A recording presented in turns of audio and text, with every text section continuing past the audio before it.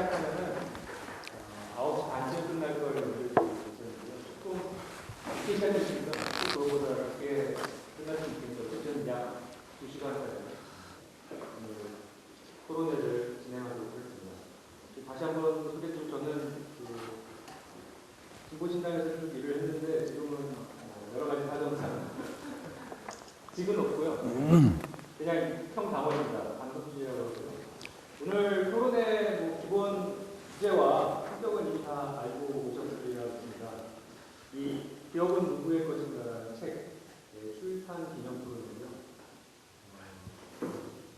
물론 이 책의 주요한 내용들이 기록되어 있는데 이 책 자체가 다루고 있는 것이 재벌 개혁 그리고 혹은 대한 사회가 굉장히 커다란 주제라서 그런 주제에 대한 책 출판을 빌미로 한 심도 깊은 토론이 됐으면 하는 게 그런 취지입니다. 사실 총선이 끝난 지 얼마 안 됐는데요. 총선에 대한 여러 가지 이야기도 있지만 상당히 좀 수요일이나 이런 부분들 결과도 좀 실망스러운 그런 내용이에요. 잘 들여다보면 사실은 투표를 통해서 지금 각각 자기들이 어떻게 정책을 운영해 나가겠다라는 주어져 있는 각 정당들의 비전들 그 안에서 어느 한 정당을 선택하는 게 과연 어떤 의미가 있을까 그러한 회의도 낮은 투표율이나 우리 정치에 대한 무관심이 크게 중요한 기반이 되어 있다고 생각합니다. 그 얘기는 다르게 보면 현재 주요한 정치 세력들이 정말 한국 사회에서 바꿔야 될 지점들 이런 부분들에 대한 접근이 굉장히 불편정한, 굉장히 좀 얕은, 혹은 쟁점을 잘 잡지 못하고 있는, 혹은 용감하지 못해서 그 쟁점에 대한 올바르게 지적을 하고 있지 못한 그런 점들이 한국 정치에 크게 작용하고 있다고 보고요. 오늘 토론회나 이 책의 중요한 의미는 그런 한국 정치가 뚫지 못하고 있는 지점 이런 부분들을 좀 과감하게 문제를 제기하고 비전을 제시하는 데 의미가 있기 때문에 총선 끝나고 지금 한 달이 안 된 시점에 토론을 하는 데 나름대로 의미가 있지 않나 싶고 또 공교롭게도 최근에 재벌 개혁과 관련된 문제들이 이루어지고 있기 때문에 오늘 토론 과정에서 그런 쟁점들이 다뤄질 수 있을 거라고 생각합니다. 일단 무서운 소개 말씀드려서 약하고요. 오늘 토론 맡아주신 선생님 소개해드리겠습니다. 일단 책의 저자이시고 그래서 오늘 좀 발제적 성격의 그런 발언을 해주실 김상곤 선생님이신데요. 또 잘 아시다시피 전남대학교 철학과 교수님이면서 여러 이제 사회활동들을 하고 계십니다. 이 사회운동이라고 불리는 그러한 학벌 사회 이사장 맡고 계시더라고 그리고 진보신당 상상연구소 이사장을 맡으시기도 하셨습니다. 사실 이 책 제목만 보면은 철학과 교수가 쓸 성격의 책이 아닌 것처럼 느껴지기도 하는데 책 내용에 보시면은 독일 유학 당시부터 왜 사장을 노동자가 뽑으면 안 되는가에 대한 집중적인 철학적 성찰을 해오셨고 그 결과가 이 책으로 나왔다고 이렇게 책 내용에 나와 있습니다. 일단 좀 인사를. 예, 반갑습니다. 예, 한 번 더. 다음은 발제해 주시면은 그 다음에 좀 상세하게 논평 토론회 발언을 해주실 선생님입니다. 박정수 한겨레 21 기자시고요. 25년 동안 기자 생활을 해오시면서 주로 20년간 경제 기사를 전문적으로 다뤄오셨습니다. 그리고 한겨레 신문 기자로 계실 때는 한국 최초로 대기업 전문 기자로서 활약을 하셨고요. 특히 이제 재벌 특파 기사를 주로 쓰시면서 대단히 줄기차게 재벌 개혁의 의제를 한국 사회에 제기를 해오셨습니다. 최근에도 대기업이 어떤 방식으로 중소기업의 목을 재고 한국 경제를 왜곡시키는지에 대해서 현장에 이제 생생한 목소리를 담아서 재벌계 박도를 시라는 책을 내시하셨습니다. 박정수 기자님이십니다.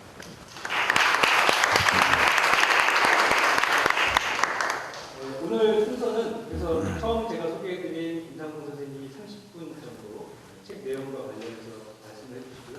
곧바로 그것을 받아서 박정수 선생님이 15분 정도 논평 발언을 해주시겠습니다. 그럼 바로 예.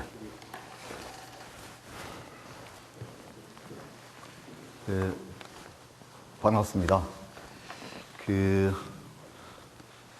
책을 쓴 그리고 지금 소개받은 김상봉인데요. 먼저 드리고 싶은 말씀은 감사의 말씀을 드리고 싶습니다. 무슨 말씀이냐면 여기 모이신 분들 다 각자 여러 가지로 바쁘실 텐데요. 오늘처럼 날씨 좋고 좋은 계절에 이런 자리에 앉아서 이런 얘기를 여러분들 들으시겠다고 와주신 것에 대해서 진심으로 고맙게 생각합니다. 왜냐하면 제가 가면 갈수록 이런 자리에 사람들이 모이는 것이 어려운 세태라고 하는 걸 절감을 하게 되고 그런 의미에서 비록 소수지만 이런 자리에 찾아오시는 분들이 결국은 또 미래의 희망이다라는 생각을 하게 되고요.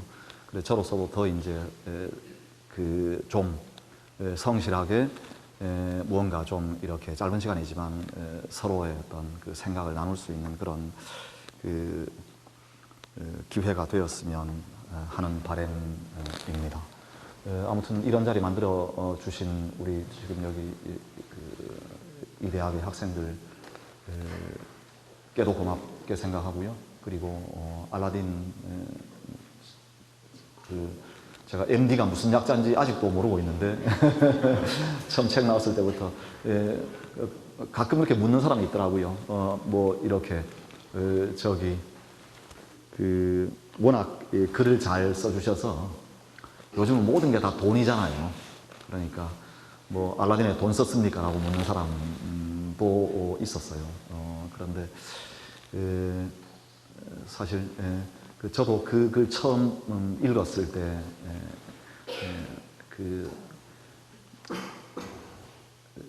좀 이렇게 그냥 고맙다라는 말로 이렇게 다 제 마음을 표현할 수 없을 만큼 뭐라 그럴까요? 좀 요즘 사람들 가끔 하는 말로 좀 울컥하더라고요.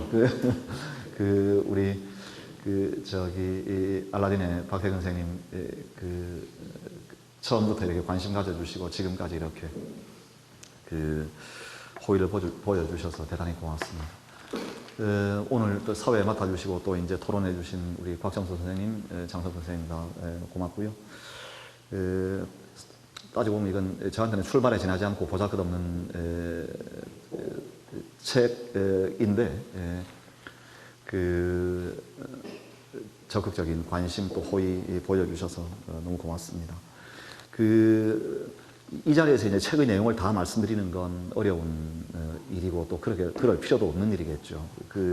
그래서 대충 이렇게 책을 한번 열어보고 오셨다라고 제가 전제를 하고 그런 가정을 하고 몇 가지 이제 핵심적으로 제가 이 책을 쓰면서 가지고 있었던 중심적인 생각들만 한두 가지 말씀을 드리겠습니다.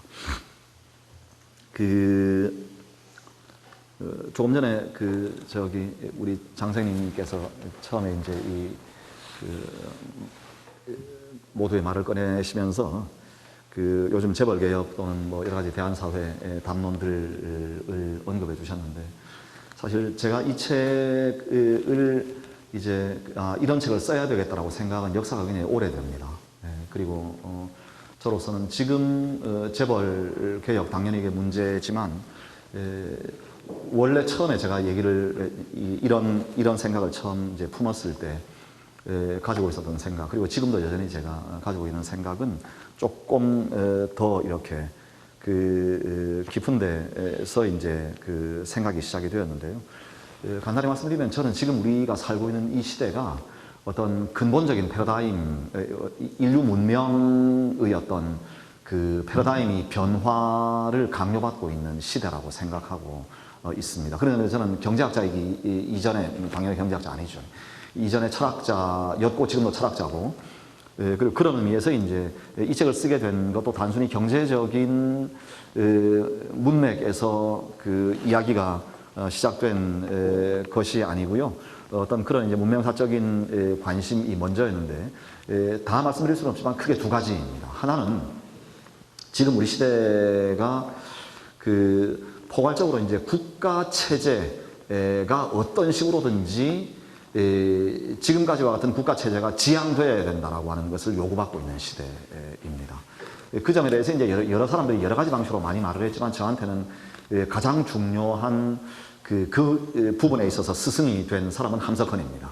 그래서 함석헌이 이제 여러분 아시는 분도 계시고 모르시는 분도 계실 텐데, 저는 머지않아 함석헌은 곧 말하면 우리가 오늘날 공자를 대하듯이, 이 얘기는 무슨 얘기냐면 공자 읽어서 모르는 사람 아무도 없잖아요, 그렇죠? 함석헌은 굉장히 쉽게 글을 쓴 사람입니다. 근데 그 쉬운 글을 가지고 2000년 이상 우리 조상들이 이제 하나의 어떤 그 삶의 토대로 삼아왔는데, 함석헌이 그런 어떤 새로운 토대라고 저는 생각을 하고 있는데요.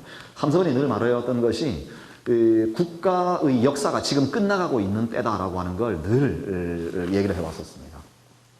그리고 다른 이제 그래서 그 가족이 국가에 의해서 지양되고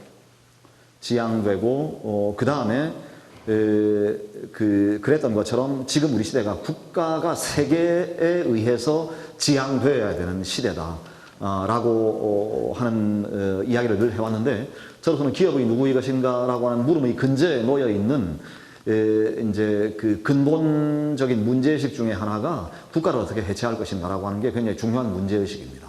그러니까 답을 먼저 말씀드리면, 국가는 어차피 기업에 의해서 해체되고 있고 해체되어야만 한다라고 하는 게 이제 제가 가지고 있는 생각이고요. 이건 신자유주의자라고 같습니다, 제가. 약간 우스갯소리로 말씀드리는 건데요.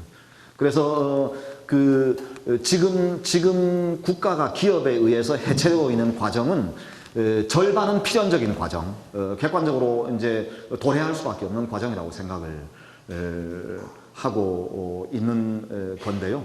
두 번째가 이제 그 자본주의의 극복의 문제입니다.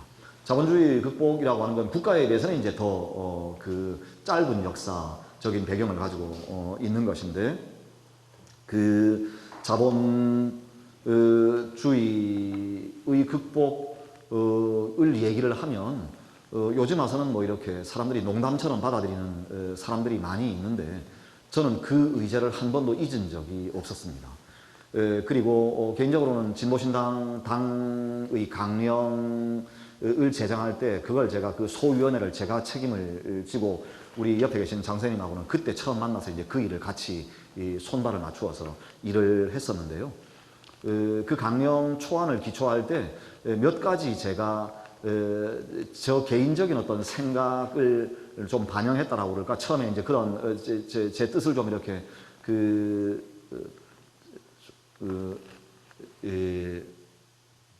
뭐라고 할까요? 좀 적극적으로 이렇게 개진했던 것이 몇 가지 있는데, 그 중에 하나가 자본주의 극복이라고 하는 어떤 그 의지, 그걸 명문화시켜야 되는 것 아니냐.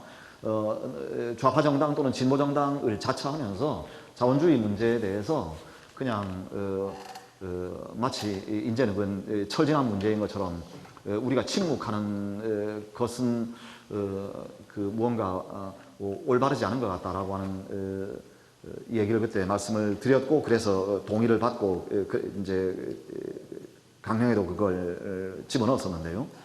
어떻든 자본주의를 어떻게 극복할 것이냐라고 하는 것이 이제 저한테는 지금 이 책을 쓰게 된 이제 가장 중요한 어떤 계기 또는 그 문제의식이라고 할 수 있습니다. 근데 저로서는 이 두 주제 모두에 대해서 지금 내가 살고 있는 한국 사회야말로 말하자면 그 세계 역사의 중심이라고 하는 약간의 과대망상을 가지고 살아왔었습니다. 통일교에서 맨날 뭐 이렇게 그런 얘기 하잖아요. 여기가 뭐 이하성약입니다. 하여튼 뭐 그런 것처럼 저도 뭐 최소한 생각하는 방식은 다르지만 오늘날 우리가 살고 있는 이 땅이 지금 제가 말씀드린 어떤 근대 국가의 극복 또는 초극이라고 하는 것과 자본주의 극복, 이 두 가지 모두 한국 사회 이 한반도야말로 그 가장 결정적인 시금석이라고 부를 수 있는 곳이다, 현장이다라고 생각을 했고요. 그런 의미에서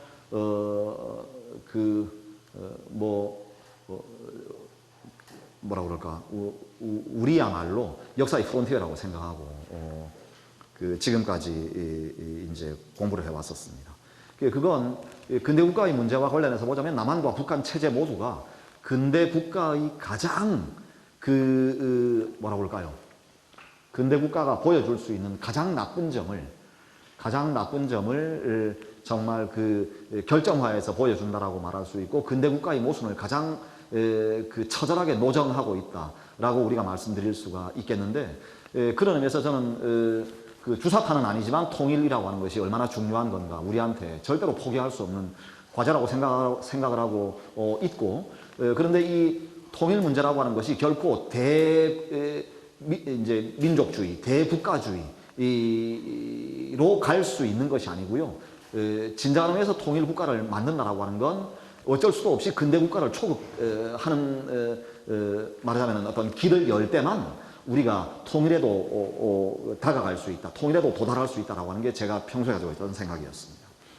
두 번째로는 자본주의 극복에 대해서도 우리가 생각을 해보면, 이 한국의 재벌 경제 체제라고 하는 건 사실은 자본주의, 어떤 의미에서는 한편으로는 자본주의가 가장 고도화된 형태를 보여주는 동시에 지금에 와서는요, 우리가 70년대만 하더라도 또는 60년대만 하더라도 뭐 자본주의의 고도화라는 말을 우리가 쓸 수 없었지만, 지금 이 지점에 와서 우리가 본다면 뭐 한국의 경제 규모나 어떤 경제 체제라고 하는 것이 이제는 다른 나라에서 와서 보고, 야, 뭐 이 나라는 어쩌다가 이렇게, 예전에는 50년 전에만 하더라도 다 거지들이 득실거리던 땅이었는데 이렇게 엄청난 발전을 이루었나라고 다 벤치마킹을 이제 할 정도로, 말하자면은 외적으로 자본주의적인 경제가 발전을 한 나라인 동시에 마찬가지로 극단적인 그 자본주의의 폐해라고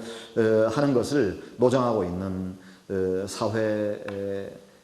사회여서, 어떤 자본주의의 고도화의 측면에서나 자본주의의 폐해라고 하는 측면에서 모두 한국 사회의 문제, 한국 자본주의의 문제를 푼다라고 하는 건 세계 자본주의 경제 체제의 어떤 모순에 대해서 무언가 근본적인 해결책을 내놓는 것과 저는 무관하지 않다라고 생각하고, 이 책의 어떤 문제의식도 저는 그 점에서 이제 그러니까 우리가 우리의 문제를 해결하면, 우리의 문제를 객관적으로 어떤 설득력 있게 해결할 수 있다면 세계 자본주의 체제 자체에 대해서 어떤 돌파구를 열어줄 수 있다라고 생각하고 있습니다.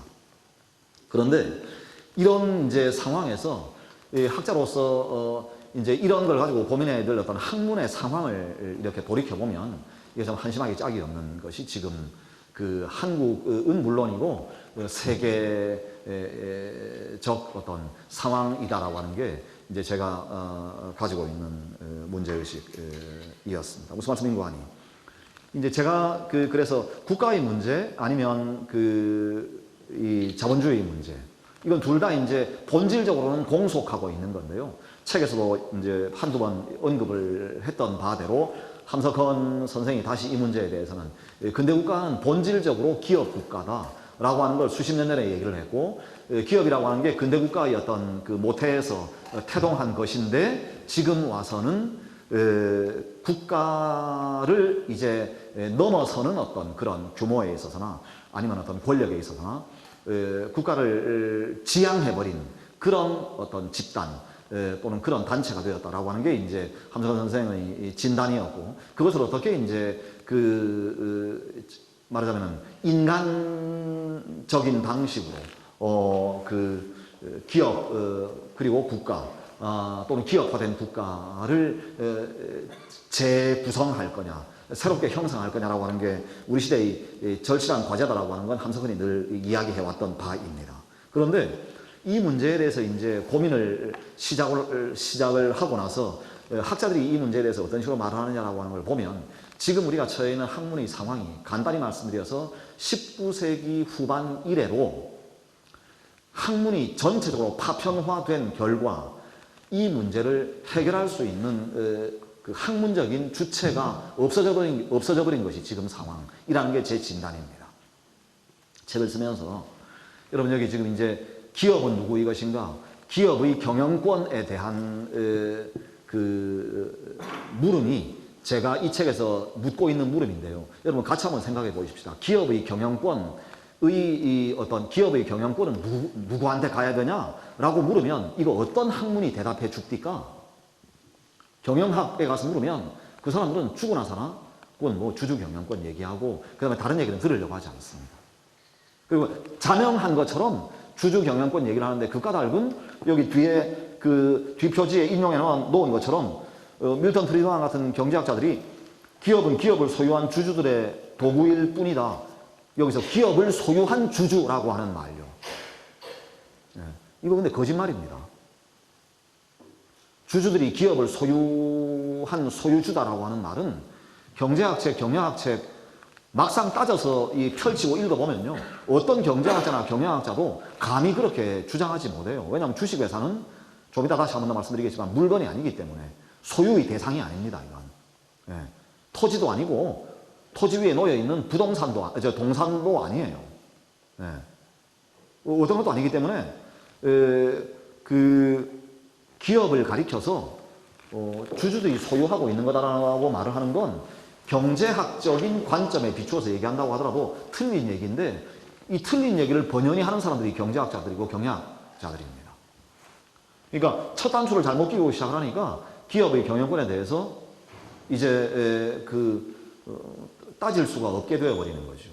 두 번째, 이 학문적으로 보면 이해 당사자가 누구인 거 아니? 법학자들입니다. 의외로 이 기업의 지배구조에 대해서 오히려 경영학자들보다도 더 많이 말하는 사람들이, 더 많이 연구하고 더 많이 가르치는 사람들이 법학자들이에요. 왜냐하면 주식회사의 경영권이 어디에 실질적으로는 현행 상법, 어느 나라나 상법에 규정되어 있는 대로 경영권의 향배가 결정되는 것이기 때문에 그걸 이제 실제로 학문적으로 논하는 사람들이 법학자들입니다.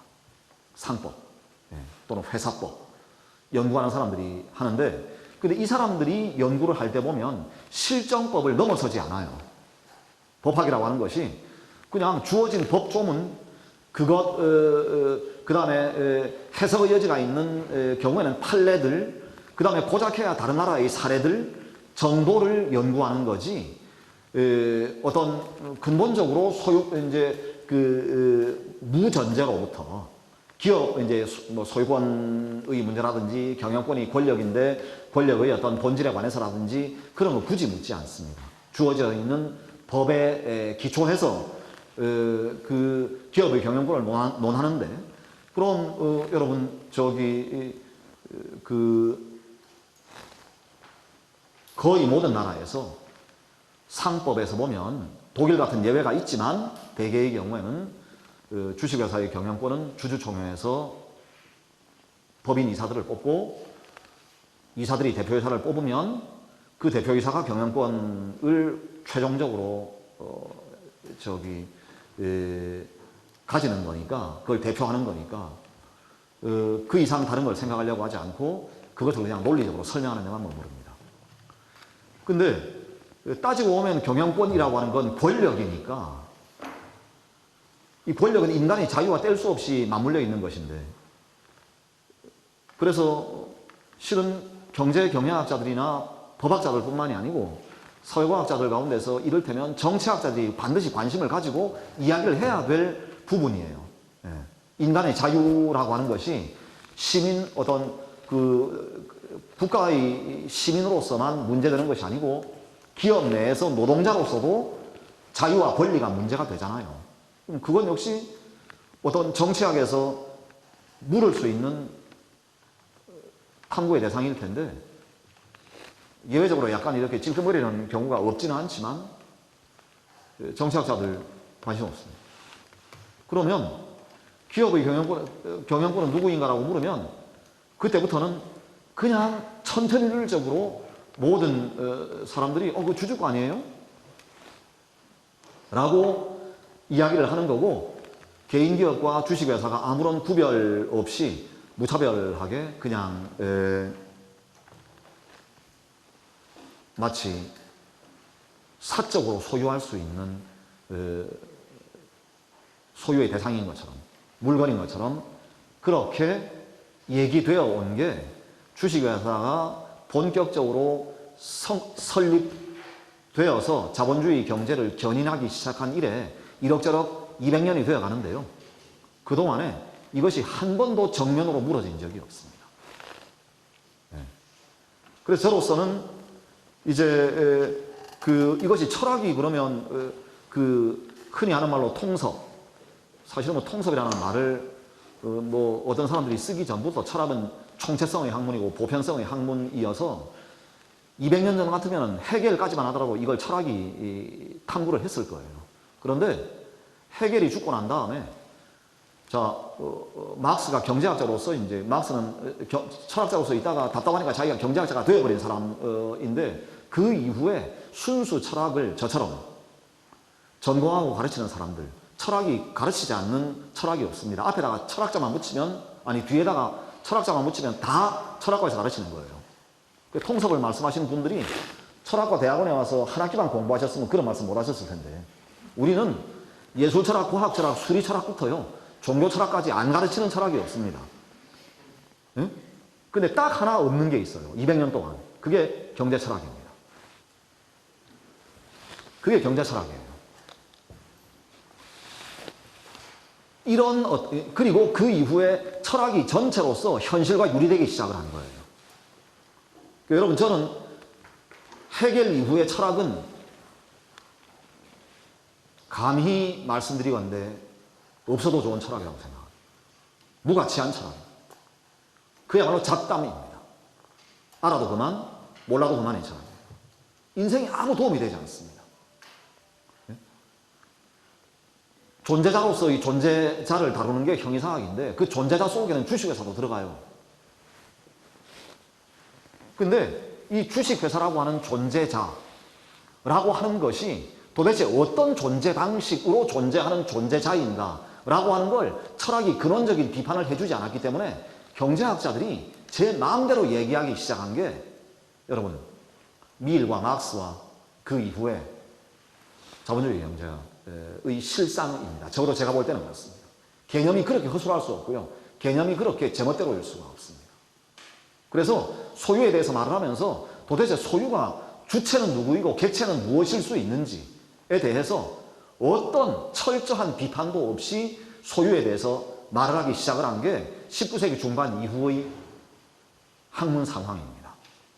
그런데 주식회사의 경우가 어떤 것인가 하니 실제로 지금 제가 책에서 말씀드렸던 것처럼 존재의 집인데요. 오늘날 우리 모두가 어떤 주식회사 또는 주식회사형의 공동체에서 돈 벌어먹고 살거든요. 주식회사가 복잡한 게 아니고요. 서울대학이 법인화되었으니까 사실은 쉽게 말하면 저것도 주식회사 형태입니다. 책에서 제가 열심히 썼지만 주식회사라고 하는 것이 생기면서 비로소 법학에서 법인이라고 하는 것이 이전에는 없던 개념인데요. 없던 개념인데 자연인으로서 인격을 말할 수는 있어도 아니 웬 법적인 인격자라고 하는 게 가능하냐. 그전에는 없었던 거예요. 그런데 주식회사가 1825년에 합법화되면서 영국에서 그때 이후에 법학자들이 그 주식회사가 어떤 법적인 권리 주체로서 사회 속에서 현실적으로 이제 그 작동을 하게 되면서 도대체 이것의 정체를 어떻게 우리가 법적으로 설명하고 그것의 어떤 그 권리와 의무를 어떻게 규정해야 될 것인가를 고민하지 않으면 안 되었고 거기서 나온 개념이 이른바 그 레갈 퍼슨 또는 원래 독일에서 나온 독일 법학에서 나온 얘기니까 유리스티슈 페르손이라고 하는 개념입니다. 근데 그때 이후로 이제 분명한 게 법인이라고 하는 건 그건 비단 주식회사뿐만이 아니고요. 주인이 있을 수 없고 오직 대표만 있을 수 있습니다. 왜냐하면 법인은 인간의 공동체이기 때문에요. 인간의 공동체이기 때문에 사람을 가리켜서 너 주인이 누구냐라고 묻는 건 있을 수 없는 일이에요. 그게 개인이든 공동체이든지 간에. 근데 주식회사도 똑같습니다. 그것이 법인인 한에서 대표가 있을 수 있지 절대로 주식회사를 개인기업처럼 한 사람이 100% 출자하고 무한 책임을 지는 부채에 대해서 무한 책임을 지는 그 개인 기업처럼 그렇게 되어 있는 게 아니라는 거죠. 그런데 이렇게 이제 현실은 엄청나게 말하자면은 자본주의 경제 체제라고 하는 것이 주식회사가 등장을 하면서 바뀌었는데 이것을 학자들이 연구하고 그 다음에 그것에 대해서 또는 우리 사회 속에서 말하자면 이것이 법적으로 권리의 주체로서 이제 기능을 할 때 사람들이 가지고 있는 생각은 뭔가 하니 계속 이것을 공동체 또는 사람들의 단체로서 이걸 대하는 것이 아니고요. 집요하게 어떻게 생각을 하는 거 아니? 집요하게 자연인으로서 개인으로서 생각을 하고요. 아니면은 사물적인 대상으로서 생각을 하는 겁니다. 그래서 주식회사를 볼 때에도 주인을 가지고 이제 주식회사가 권리주체다. 권리주체로서 우리가 주식회사를 볼 때 한 사람으로 그걸 의지해버리는 거예요. 아, 삼성? 아, 그건 이건희지. 반대로 주식회사를 소유의 대상으로 사람들이 집요하게 마치 놓고 얘기를 할 때는 그게 주식회사가 토지와 똑같은 사물이 되어버리는 거예요. 둘 다 틀린 것입니다. 네. 주식회사는 권리의 주체로서도 개인이 아니고요. 그 다음에 권리의 대상으로서도 사물이 아니에요. 그런데 오늘날에 이르기까지 이 문제에 대한 어떤 논리적인 설명틀이 없습니다. 네. 근데 저로서는 이제 이 말씀 드리고 이제 끝낼게요. 여기서 이제 마지막으로 그 문제를 논하면서 제가 이제 이 책을 쓰기 전에 계속 예비 작업으로, 철학적인 기초 작업으로서 이제 해왔던 게 해왔던 작업의 이제 한 결산이 서로 주체성의 이념이라고 하는 책인데요. 거기서, 우리가 사회를 설명하기 위해서 이 19세기 이래로 특히 막스가 저는 그 점에 있어서 결정적인 이제 사회과학을 결정적으로 오도시킨 장본인이라고 생각을 하는데 자꾸 구조에 대해서 얘기를 해요. 근데 이건 구조는 사물적인 개념, 건축술적인 개념의 은유입니다. 그리고 이걸 가지고서는 뭘 설명하지 못하는 거하니 공동체를 설명할 수 없어요. 왜냐하면 공동체는 사람과 사람 사이의 만남을 통해서만 형성되는 것이고 존립하게 되는 것인데 기본적으로 사회과학이 막스 이후에 집요하게 구조의 개념에 사로잡혀 있었던 까닭에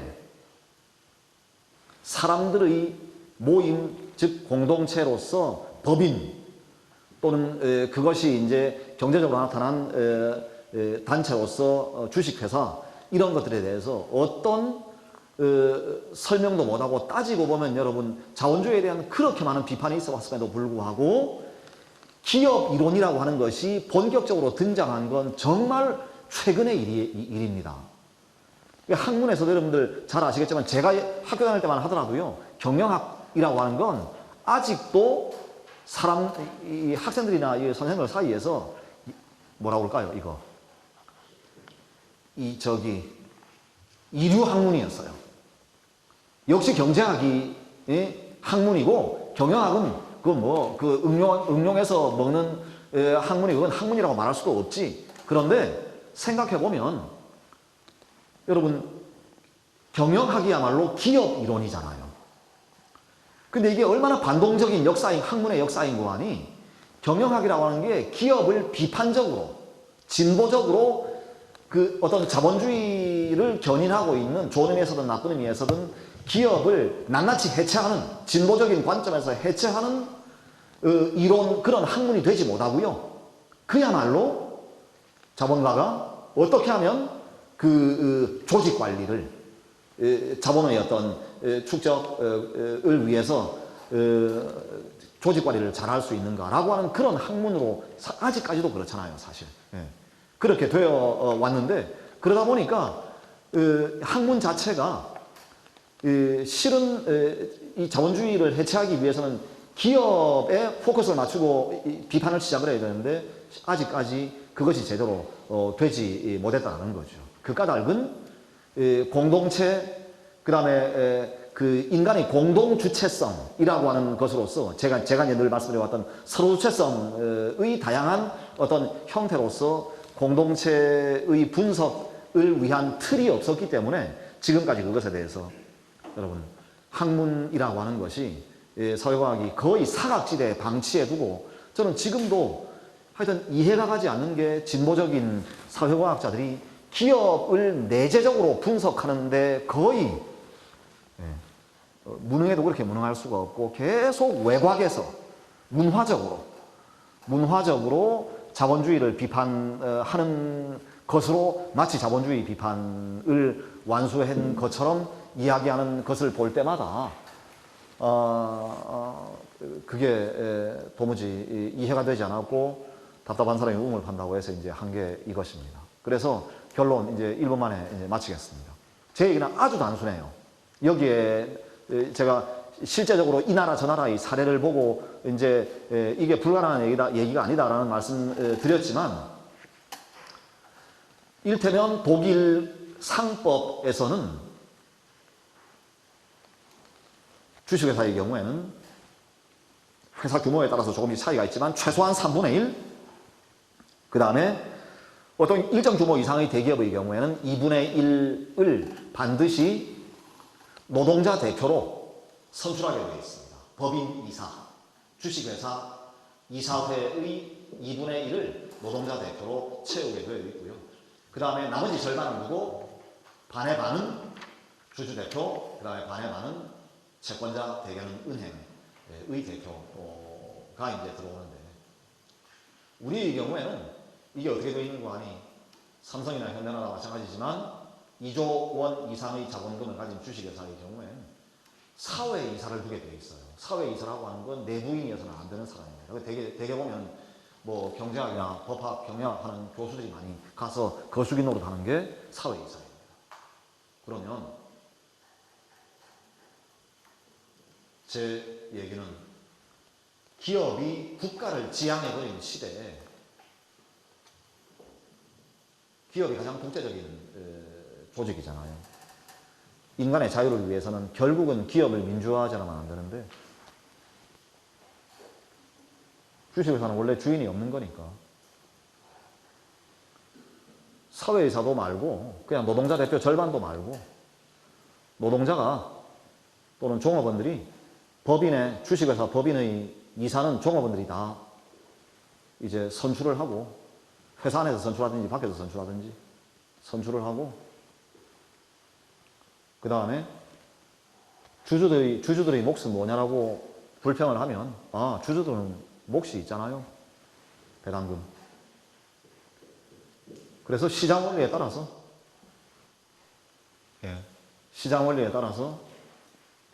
회사는 망하고 흥하고 할 텐데 주주들은 실적이 좋으면 투자하고 실적이 나쁘면 팔아치우고 할 것이니까 노동자들은 예전에 유고슬라비아의 경우처럼 이렇게 회사 자산을 다 까먹지 못할 것이고 알아서 열심히 자기 실업자 되지 않으려면 합리적으로 열심히 창의적으로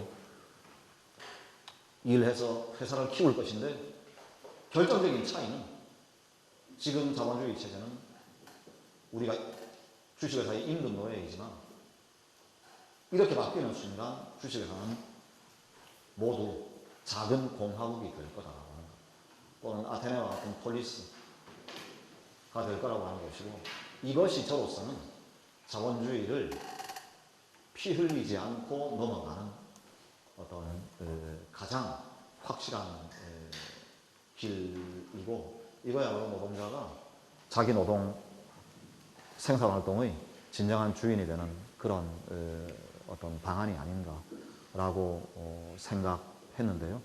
세상에 그런 게 어디 있습니까? 라고 물으면 독일에 또는 유럽의 많은 오케스트라가 주식회사입니다. 단원들이 노동자들이고 사장은 지휘자인데 CEO는 말하자면 오케스트라의 지휘자를 1급의 오케스트라의 경우에는 다 노동자들이 뽑는 거 아시지 않습니까? 라는 말씀으로 끝내고 싶습니다. 고맙습니다.